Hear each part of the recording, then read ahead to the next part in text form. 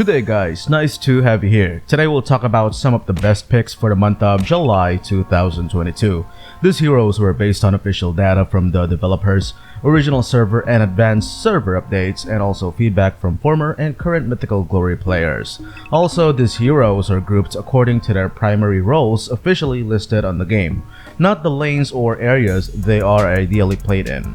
And finally, we'll also share some recommendations for each hero that will certainly help you gain more wins. If you want more content like this, be sure to leave a like, share, and if you haven't yet, subscribe to the channel.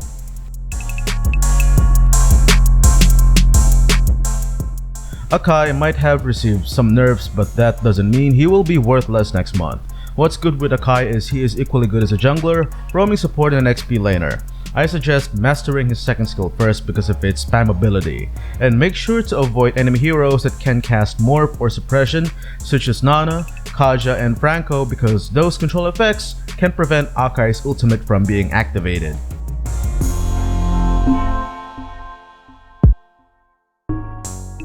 Grok is a multi-lane nightmare. He's good on any lane, whether that's the mid lane, side lanes, or even the jungle.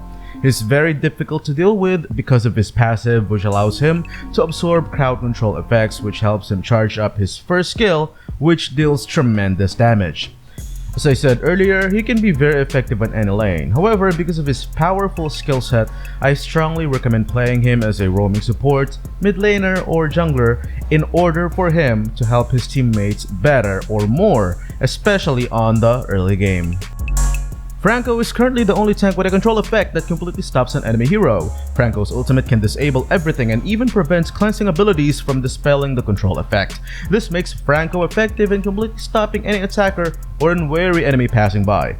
A huge update has arrived on the original server, which seems to favor mages more. It may be too early to say, but mages having more relevance in the next season is a huge possibility, and who else is better at stopping their combos but a good old suppression care of Franco. Clint has a good combination of mobility, control skills, and burst damage, making him a marksman capable of defeating both tanky and squishy heroes. He can still be very effective with even 2 to 3 damage equipment, which makes his survivability far greater than most other marksmen. Beatrix is a very dangerous hero in the right hands. Her ability to burst down even tanky heroes and fire from afar will be of much relevance, especially against melee heroes, which, like I said earlier, are still projected to rule the upcoming meta in July. Her ability to switch weapons is what makes her amazing. Renner and Wesker are the two best weapons against most of the meta heroes, including a lot of mages that will be of greater impact this season. So I highly suggest practicing both. Renner for its range, while Wesker for up-close skirmishes. 1-1 is still going to be our top marksman for the month of July. She may not be very powerful in the early game, but as soon as she gets 2 of her primary equipment, all hell will break loose. Her ultimate is one of the most overpowered ultimates in the game, which provides absolute immunity and target chasing damage effective in both duels and teamfights.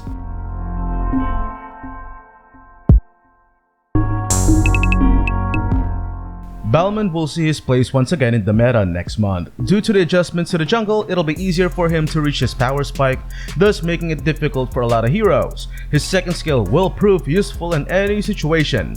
In my opinion though, he is really only great as a jungler. Sure, he is a good XP laner as well, but on that lane, there are far better options such as Hilda, which is ironically not even on this list. Masha will still rock the month of July because of her amazing skill set. Just make sure to build according to the situation and the enemy team's lineup. Either you get her nothing but defensive equipment or a mix of damage equipment is up to you. What also makes her great is her outstanding objective taking capabilities. This is also why I strongly believe she is best played with the emblem talent Demon Slayer, which helps her take major objectives more efficiently. Julian was already impacting the meta last month because of his high outplay potential, and recently a couple of magic defensive equipment were nerfed and some magic damage equipment were buffed. Considering how good Julian's skill set is, the fact that a lot of equipment will be adjusted in favor of magic based heroes like him will be a huge deal in the month of July. Cecilion is still going to leave a mark on the meta next month. Because of his ultimate, he is one of the most efficient mages in terms of applying debuffs, especially against tanky heroes. Cecilion also has decent power scaling on the early game and even better scaling on the late game, which makes him an integral part of the team no matter which part of the game it is. In addition to that, Radiant Armor and Athena Shield were both nerfed, which gives him better killing potential, especially on the late game.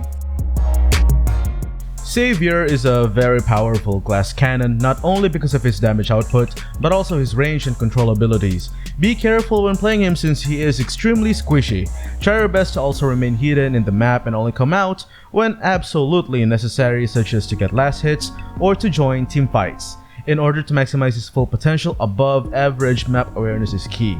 And with the recent adjustments made on the middle lane, it'll be much easier for a lot of players to farm playing as Savior.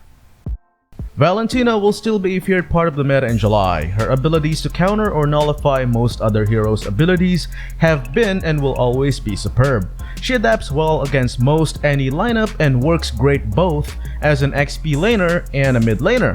Just make sure to hit enemies with her skills as much as possible in order to gain XP advantage and scale faster than everybody else. Estus will never be irrelevant. At this point, I already lost count of how many times I said that. Just make sure the timing is right for his ultimate. Activate it too early and the enemies will simply back out. Activate it too late and you will be responsible for your allies' deaths. I strongly recommend getting him defensive equipment early, especially since a lot of heroes in July will receive a buff on their early game power spike. In fact, a lot of those heroes already received such damage buffs a few days ago.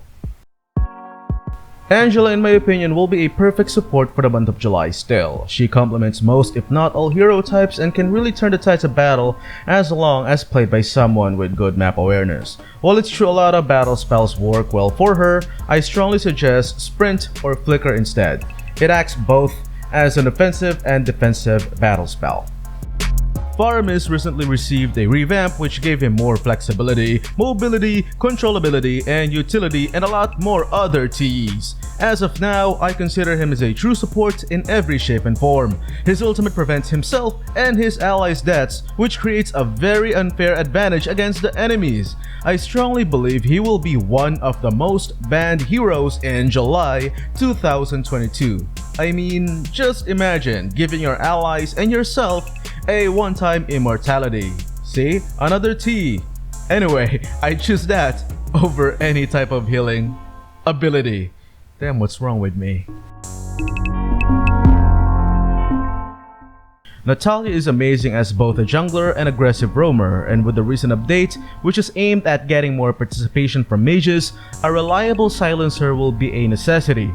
Her ability to become invisible also comes in handy in providing vision and can become a problem in any part of the game. Because of how aggressive she is expected to play, that means she is always in a very vulnerable position within the enemy territory. This means she is ideally picked in a lineup with a tanky hero who can help her survive. If she is playing as a roamer, she should be invading together with a tanky jungler. If she is played as a jungler, then she should be accompanied by a tanky roamer. Ling is still going to be a good go-to assassin for the month of July despite receiving a nerf, especially since it's easier for him to take jungle objectives now. He is an excellent picker of enemy back lane because of his mobility and shines best as an objective taker. With perfect timing, his ultimate plus retribution can guarantee the objective and Ling's safety all at the same time. Karina. With Ling's nerf and adjustments on recent equipment favoring mages, Karina will have an even stronger impact in July.